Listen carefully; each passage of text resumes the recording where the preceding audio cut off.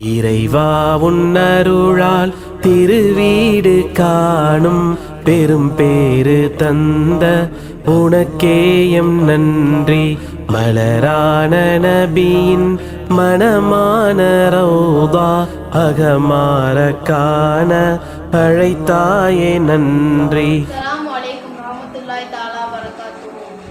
இறைவனின் சாந்தியும் சமாதானமும் உங்கள் மீதும் என் மீதும் நீடி நிலவட்டுமாக.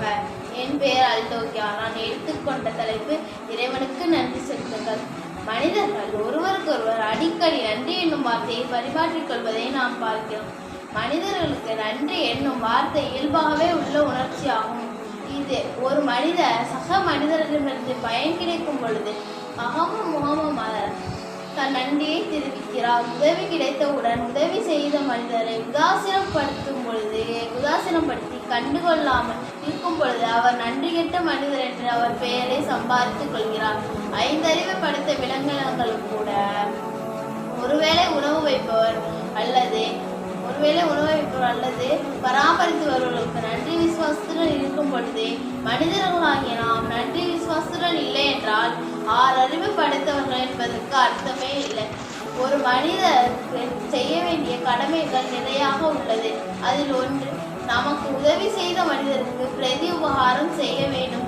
பிரதி உபகாரங்கள் செய்ய முடியாவிட்டால் பிரார்த்தனை செய்ய வேண்டும்.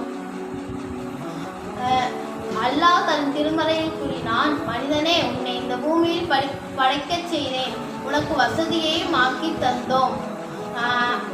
நமக்கு உதவி செய்யும் மனிதர்களுக்கு பாசமும் பரிதாபமும் காட்டும் நாம் நம்மை இந்த பூமியில் பிறக்கச் செய்து நமக்கு உறவினர், உடை, இருப்பிடம் போன்ற அனைத்தையும் அள்ளி அள்ளி தந்த இறைவனுக்கு எவ்வளவு நன்றி விசுவாசத்துடன் இருக்க வேண்டும் என்பதை மனதில் கொள்ளுங்கள். நபி ஸல்லல்லாஹு அலைஹி வஸல்லம் அவர்களிடம் கேட்கப்பட்ட போது நீங்கள் நன்றியுள்ள அடியானாக இருக்கிறீர்கள் அப்படின்னு கேட்கப்பட்ட போது நான் நன்றியுள்ள அடியானாக இருக்க வேண்டும் என்று கூறினார்கள்.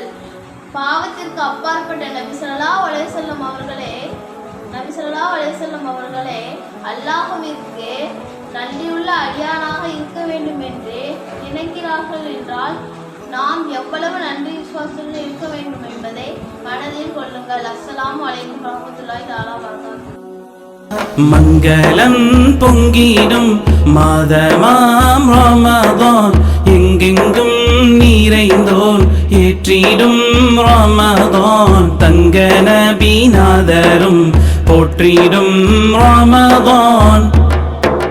மங்களம் பொங்கிடும் மாதமாம் ரமதான், எங்கெங்கும் நிறைந்தோன் ஏற்றிடும்